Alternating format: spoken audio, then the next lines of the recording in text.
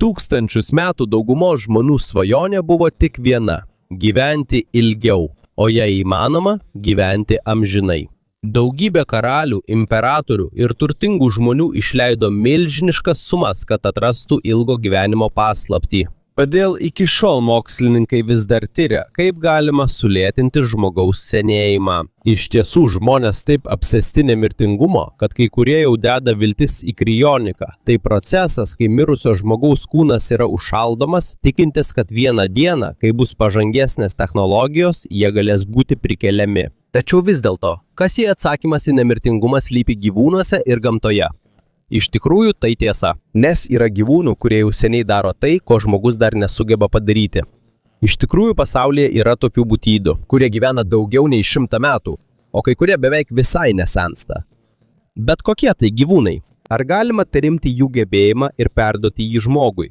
Ir štai tai mes ir sužinosime. Bet prieš pradėdami diskusiją norėčiau paprašyti jūsų paspausti patinka ir užsiprenumeruoti mūsų kanalą.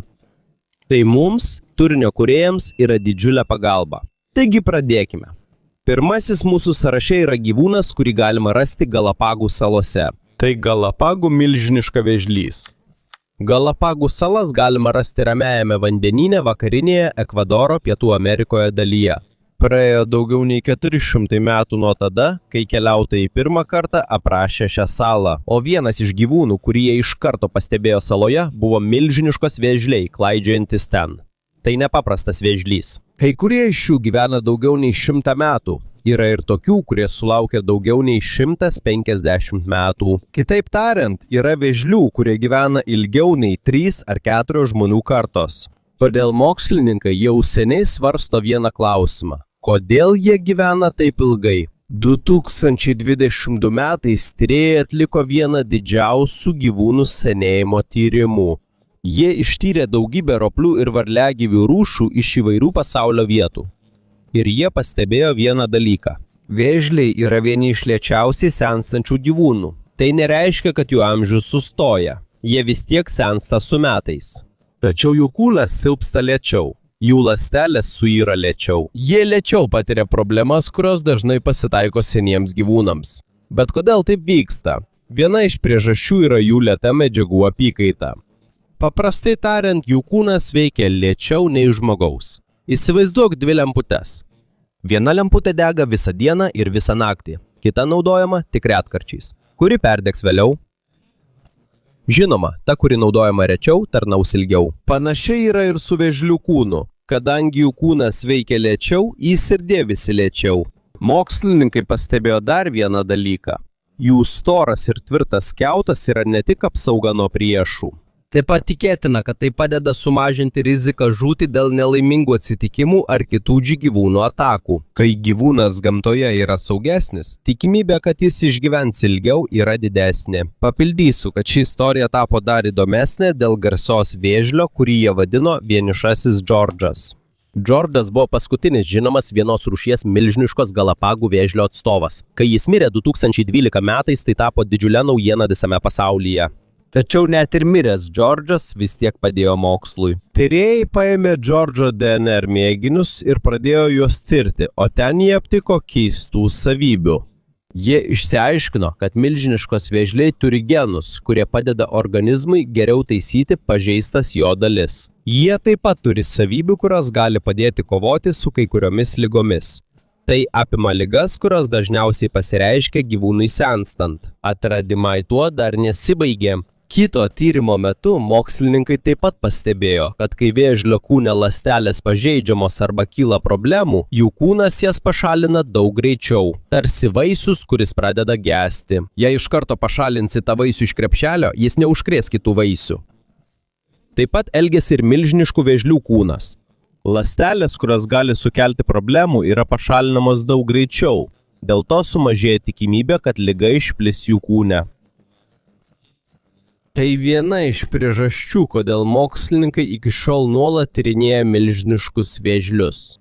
Kadangi jų kūne gali slypėti paslapčių, kurios padėtų geriau suprasti, kodėl gyvūnai sensta ir kaip būtų galima išlaikyti kūną sveiką ilgesnį laiką.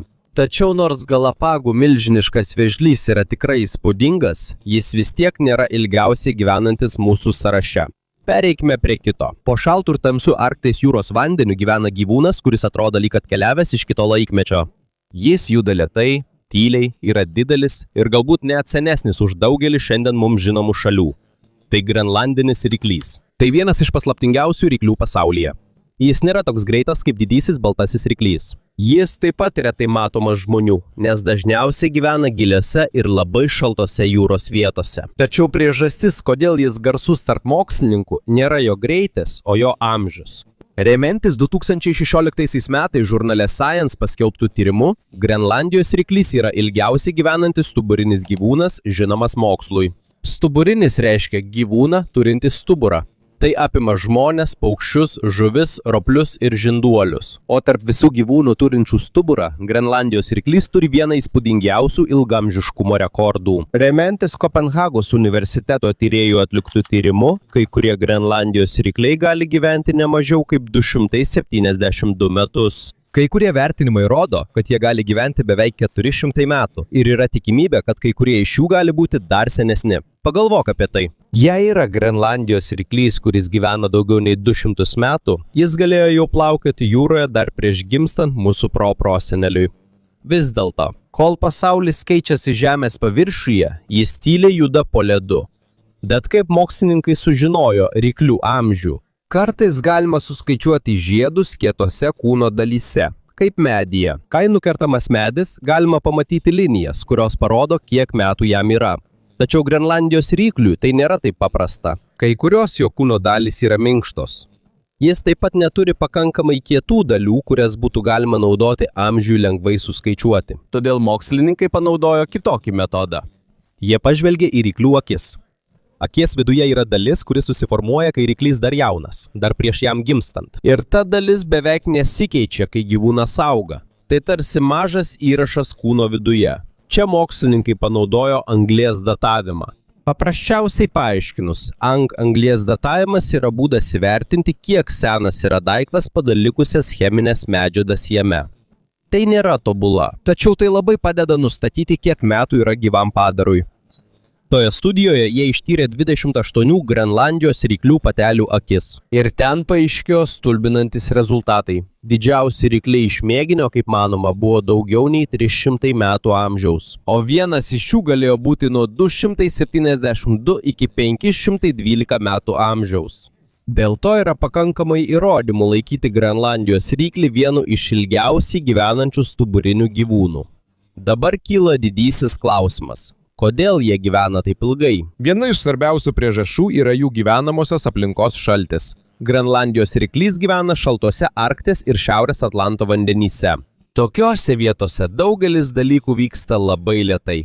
Judesiai lėti, augimas lėtas, energijos naudojimas lėtas.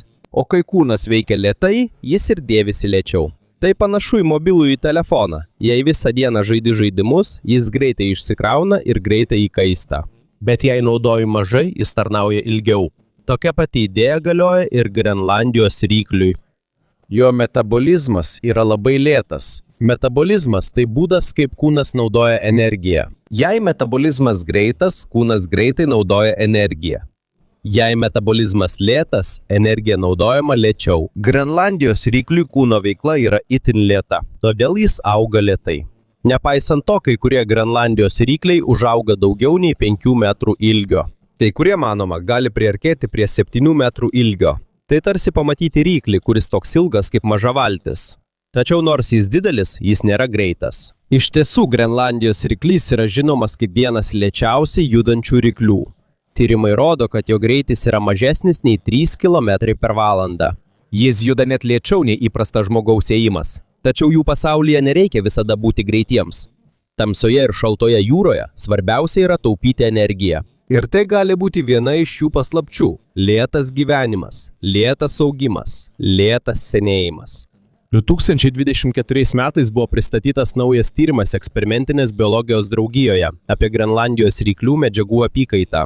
Pasak tyrėjų, jie ištyrė kelių Grenlandijos ryklių raumenų mėginius. Jie žiūrėjo, ar keičiasi kai kurių fermentų aktyvumas rykliui senstant. Fermentai yra tarsi maži pagalbininkai kūno viduje. Jie padeda vykti įvairiems procesams organizme, pavyzdžiui, energijos panaudojimui. Daugelie gyvūnų senstant tokie procesai keičiasi. Tačiau Grenlandijos rykliuose tyrėjai pastebėjo, kad pokyčiai nėra tokie dideli. Paprasčiau tariant, net ir senstant rykliui, kai kurios jo kūno funkcijos išlieka stabilios. Tai ir yra priežastis, kodėl jie dar labiau susidomėjo šiuo gyvūnu. Nes daugumai gyvūnų senstant kūnas silpsta. Tačiau Grenlandijos rykliui atrodo, kad jo sistemos silpnėjimas vyksta lėčiau. Tai nereiškia, kad Grenlandijos ryklys yra nemirtingas. Jis vis tiek miršta. Jis gali mirti dėl ligos, nelaimingo atsitikimo, bado, aplinkos pokyčių arba dėl to, kad jį pagauna žmonės.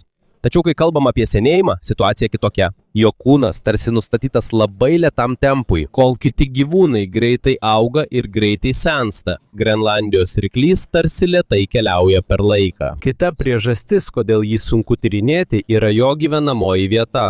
Nėra lengva patekti į gilias ir ledines jūras. Grenlandijos ryklys taip pat retai pastebimas savo natūralioje aplinkoje. Todėl ilgą laiką žmonės vis dar turi ribotų žinių apie jį. Dauguma ankstesnės informacijos apie juos buvo gauta iš sugautų ryklių. Anksčiau Grenlandijos ryklius gaudydavo dėl aliejaus iš jų kepenų. Anksčiau žvejyba buvo daug intensyvesnė, ypač iki 1960 metų. Šiandien tokia žvejyba yra labiau ribojama kai kuriuose vietose. Tačiau žmonių poveikis jų populiacijai vis dar išlieka. Ir čia pokalbis tampa rimtas. Jei gyvūnui prireikia daugiau nei 100 metų, kad galėtų daugintis, jų populiacijai sumažėjus atsigavimas vyksta labai lėtai. Pagal kai kuriuos tyrimus, grenlandinis ryklys gali tapti lytiškai subrendusiu tik po labai ilgo laiko. Yra apskaičiuota, kad tai gali užtrukti daugiau nei 100 metų. O kai gyvūnas auga lėtai, dažniausiai ir jų populiacija dauginasi lėtai. Tai reiškia, jei jų daug sugaunama, prarastų individų skaičius greitai neatsistato. Štai kodėl labai svarbu juos tyrinėti. Ne tik todėl, kad norime sužinoti, kodėl jie gyvena ilgai, bet ir todėl, kad turime suprasti, kaip juos apsaugoti. Nes jei šie gyvūnai išnyks, prarasime ir gyvą įrodymą, kaip gamta kovoja su senėjimu. Grenlandinis ryklys nėra jūros pabaisa. Tai taip pat nėra paprastas ryklys. Tai priminimas, kad pasaulyje vis dar yra paslapčių, kurių mes iki galo nesuprantame. Virš jūros pasaulis greitai keičiasi. Kai kurios šalys žlunga, prasideda ir baigėsi karai, gimsta ir išnyksta kartos. Tačiau po šaltų Arkties vandeniu plaukioja vienas ryklys, kuris juda labai lėtai. Tyliai, lėtai ir savo kūne jis nešiojasi vieną didžiausių mokslo klausimų. O kas būtų, jei ilgo gyvenimo paslaptis slypėtų ne greityje, o lėtume? Dabar aptarkime kitą mūsų sąrašo dalyvį. Jis vadinamas juoduoju koralu. Išgirdę žodį koralas, dažniausiai pagalvojame apie spalvingus koralinius rifus, kuriuos matome skaidriame vandenyje. Tačiau juodasis koralas yra kitoks. Iš tikrųjų, išorėje jis nėra juodos spalvos. Dažniausiai jis būna gelsvai rudas arba auksinės rudos spalvos. Tačiau pažvelgus į jo kietą vidinį devinį skeletą, ten matoma juoda spalva. Todėl jis ir vadinamas juoduoju koralu. Daugelį metų niekas nežinojo, kiek metų kai kuriems iš šių koralų, kadangi jie gyvena labai gilioje jūros dalyje. Tokioje gilumoje, kad saja beveik nebesiekia saulės šviesa. Juos taip pat sunku tirti, nes jų buveinę sunku pasiekti. Tačiau, kai mokslininkai atliko tyrimą, jie atrado kai ką stebinančio. Yra vienas juodasis koralas, kuri, kaip manoma, yra apie 4265 metų amžiaus. Tai reiškia, kad jį jau gyveno dar prieš pastatant daugelį senovės karalysčių pasaulyje. Kol keičiasi žmonijos istorija, ji toliau auga po vandeniu. Natūraliai mokslininkams kilo klausimas, kaip ji galėjo išgyventi taip ilgai. Viena iš priežasčių yra itin lėtas jos augimas. Remiantis tyrimais, kiekvienais metais jos kūnas padidėja tik labai nežymiai. Jei žiūrėtum į ją kasdien, beveik nepastebėtum jokio pokyčio. Tačiau kadangi ji auga tūkstančius metų, palaipsniui didėja, kaip taupyklė. Jei kasdien įdėtum tik po vieną pesą, atrodytų, kad tai labai mažai. Tačiau jei tai darytum daugelį metų, susikauptų nemaža suma. Taip pat vyksta ir su juoduoju koralu. Jis auga labai lėtai, kiekvienais metais. Yra dar viena priežastis, kodėl jis gyvena taip ilgai. Jis gyvena gilioje jūros dalyje. Ten aplinkos pokyčių labai mažai. Nėra stiprios saulės kaitros, nėra stiprių bangų, kaip seklioje jūros dalyje. Ir žmogus retai jį trikdo. Paprasčiau tariant, vieta, kurioje jis gyvena, yra ramesnė ir saugesnė. Jis taip pat nepriklauso nuo saulės šviesos, kad išgyventų. Vietoj to ūmy minta mažais maisto gabalėliais plūduriuojančiais vandenyje, tarsi tiesiog laukdamas, kol pro šalį praplauks maistas. Todėl jis gali išgyventi net labai tamsiose vandenyno dalyse. Štai kodėl juodasis koralas yra toks svarbus mokslininkams. Tai rodo, kad pasaulyje yra būtybių galinčių išgyventi labai ilgai dėl lėto augimo ir stabilios aplinkos. Šiuo metu tai yra vienas iš seniausių gyvūnų, kuriuos atrado mokslas. Tačiau net ir 4000 metų nėra įspūdingiausias rekordas mūsų sąraše, nes yra dar viena būtybė vandenyne, kuri, kaip manoma, yra dar senesnė. Ir kas stebina, jie neturi nei smegenų, nei širdies, nei akių. Tačiau tai gali būti vienas iš seniausių gyvų padarų visoje planetoje. O tai yra Antarkties stiklakempė, dar vadinama milžiniška ugnikalnio kempine. Ji randama šaltuose vandenynuose aplink Antarktidą. Ji gali užaugti daugiau nei metro pločio ir beveik 2 metrų aukščio. Tačiau nedydis yra priežastis, kodėl ji tapo garsi tarp mokslininkų. Daugiau kalbama apie jos gyvenimo trukmę. Daugelį metų tyrėjai bandė išsiaiškinti, kiek metų yra šioms kempinėms. Tai nėra lengva padaryti. Jos neturi žiedų kaip medžiai. Jos taip pat neturi aiškių žymių, kurias būtų galima suskaičiuoti pagal metus. Todėl mokslininkai naudoja įvairius modelius ir skaičiavimus, kad apskaičiuotų jų amžių. Kai kurie tyrimai pasiūlė, kad kai kurios iš šių kempinių gali būti daugiau nei 20 000 metų amžiaus. Yra netgi dar didesnių vertinimų. Tačiau ne visi mokslininkai sutinka su tokiais skaičiais. Kiti tyrėjai teigia, kad tikrasis jų amžius gali būti mažesnis dėl praeitie vykusių jūros lygio pokyčių. Paprasčiau tariant, vis dar vyksta diskusijos dėl tikslaus amžiaus. Tačiau vienas dalykas aiškus – šios kempinės gyvena labai ilgai. Todėl daugelėje tyrimų atsargesnis vertinimas yra maždaug 15 000 metų. Ir net tai sunku patikėti. Dabar kodėl jie gyvena taip ilgai? Viena iš priežasčių yra itin lėtas jų gyvenimo tempas. Palyginti su dauguma gyvūnų, per dieną kempiniai beveik nieko nevyksta. Ji negaudo maisto, ji taip pat nekovoja su priešais. Visą dieną ji tiesiog stovi jūros dugne, kol vanduo teka per jos kūną. Ir kai vanduo teka pro ją, ji iš ten pasiima maistą, tarsi natūralus filtras. Ji leidžia vandeniui tekėti per savo kūną. Tada ji pasiima mažus maisto gabalėlius esančius vandenyje. Jos sistema labai paprasta ir galbūt tai viena iš priežasčių, kodėl jos gyvenimas toks ilgas. Yra dar vienas keistas dalykas apie stiklinę kempinę. Jos kūnas turi mažų dalių pagamintų iš silicio dioksido. Silicio dioksidas taip pat yra viena iš medžiagų naudojamų stiklo gamyboje. Todėl ji vadinama stiklinė kempinė. Jei pažvelgsite iš arti, atrodo, kad jos viduje yra mažų stiklinių dalelių. Šios dalys padeda suformuoti jos tvirtą skeletą. Ir net kai kempinė miršta, jos skeletas dažnai lieka jūros dugne. Dar viena neįprasta kempinės savybė yra jos kūno paprastumas. Ji neturi smegenų, neturi širdies, neturi akių, taip pat neturi tikrų raumenų kaip dauguma gyvūnų. Tačiau net ir taip ji sugeba maitintis. Ji gali užaugti didelę ir gyventi labai ilgai. Atrodo, ji parodo, kad ilgai gyventi nereikia sudėtingo kūno. Kartais, kuo paprastesnė sistema, tuo ilgiau ji išlieka. Yra dar viena stiklinės kempinės rūšis, kurią dažnai tyria mokslininkai. Ji vadinama Veneros gėlės krepšeliu. Ji žinoma tuo, kad jos viduje gyvena mažos krevetės. Kol krevetės dar jaunos, jos gali patekti į kempinės vidų. Tačiau augdamos jos vis mažiau turi galimybių išeiti lauk. Todėl dažniausiai jos ten ir gyvena iki senatvės kempinės viduje. Tarsi tai tampa jų namais visam gyvenimui. Už tai krevetės padeda valyti kempinės vidų. Taigi abi šios būtybės gauna naudos viena iš kitos. Labai ilgą laiką šios kempinės buvo vandenyno dugno dalis. Kai jos miršta, lieka jų skeletas.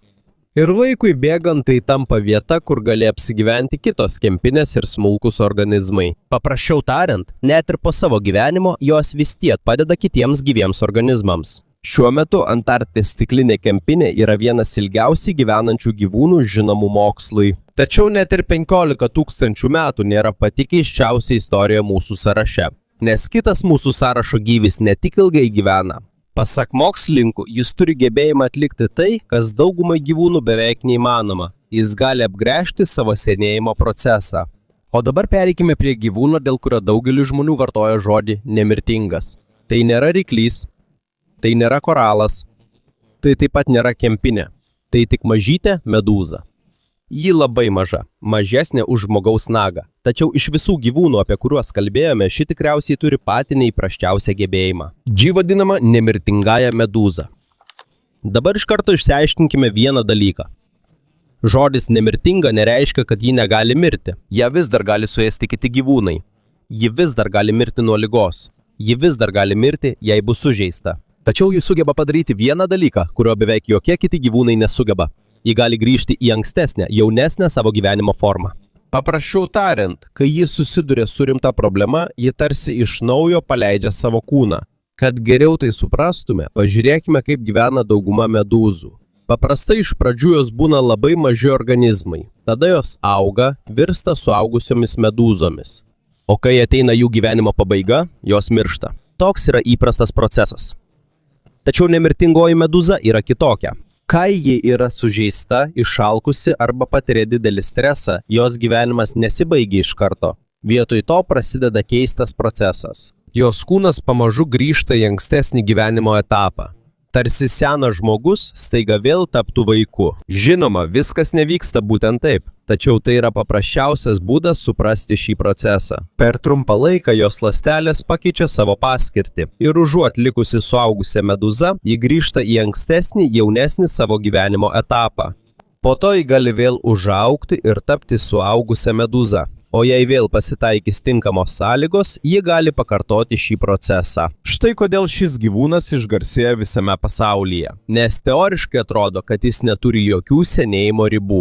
Kol dauguma gyvūnų sensta ir artėja prie mirties, ši medūza gali grįžti į ankstesnį, jaunesnį gyvenimo etapą. Tačiau atminkite, tai nereiškia, kad jai garantuotas amžinas gyvenimas. Jei ją suės vėžlys, žuvis ar kitas plėšrūnas, jos gyvenimas vis tiek baigsis. Jei jos kūnas bus stipriai pažeistas, ji vis tiek gali mirti. Todėl teisingiau sakyti, kad jis sunkiai miršta dėl senėjimo. Tai nereiškia, kad ji niekada nemirs. Ši rūšis buvo atrasta 1883 metais, tačiau mokslininkai iš karto nepastebėjo jos ypatingų gebėjimų.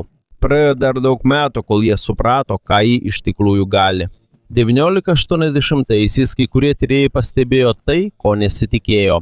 Jie pastebėjo, kad kai kurios suaugusios medūzos nemiršta, kaip tikėtasi. Vietoj to, jos grįžta į ankstesnį, jaunesnį savo gyvenimo etapą. Nuo tada šis gyvūnas pradėtas vadinti nemirtinga medūza ir iki šiol jis vis dar yra tyriamas. Natūraliai daugeliu žmonių kyla klausimas. Jei medūza tai sugeba, ar vieną dieną tai galėtų nutikti ir žmogui? Šiuo metu atsakymas yra dar ne. Žmogaus kūnas dar labai toli nuo šio gebėjimo. Mes negalime grąžinti visą savo kūną į ankstesnę būseną ir grįžti į vaikystę. Mes negalime iš naujo perprogramuoti visų savo ląstelių taip, kaip tai daro ši medūza. Tačiau mokslininkai vis tiek tuo domisi. Ne todėl, kad jie nori padaryti žmogų nemirtingą, o todėl, kad jie nori suprasti, kaip medūza sugeba pakeisti savo ląsteles. Kai jie geriau supras šį procesą, tai gali padėti tyrinėti senėjimą, pažeistų ląstelių atstatymą ir kai kurias ligas. Ir čia baigėsi viena iš keisčiausių kelionių gamtos pasaulyje. Nuo milžiniškų vėžlių gyvenančių daugiau nei 100-metį iki grenlandinio ryklio, kuris gali būti gyvenęs 100 metų. Nuo juodojo koralo, kuris gyvena 1000 metų. Iki kempinės, kuri gali būti senesnė už daugelį žmonijos istorijos dalių. Ir galiausiai mažytė medūza parodė pačią neįprasčiausią gebėjimą iš visų. Ne pati didžiausia, ne pati stipriausia, ne pati protingiausia, bet galbūt pati išradingiausia, o gal net pati stebinančiausia. Nes iš visų gyvūnų, kuriuos matėme, ši yra arčiausiai to, apie ką žmonės seniai svajoja – išvengti senėjimo. Ir tai mums primena, kad apie gyvenimą dar daug ko nežinome. Nes kuo daugiau mokslas tyrinėja gamtą, tuo labiau jie atskleidžia, kiek daug paslapčių dar slypi mūsų planetoje.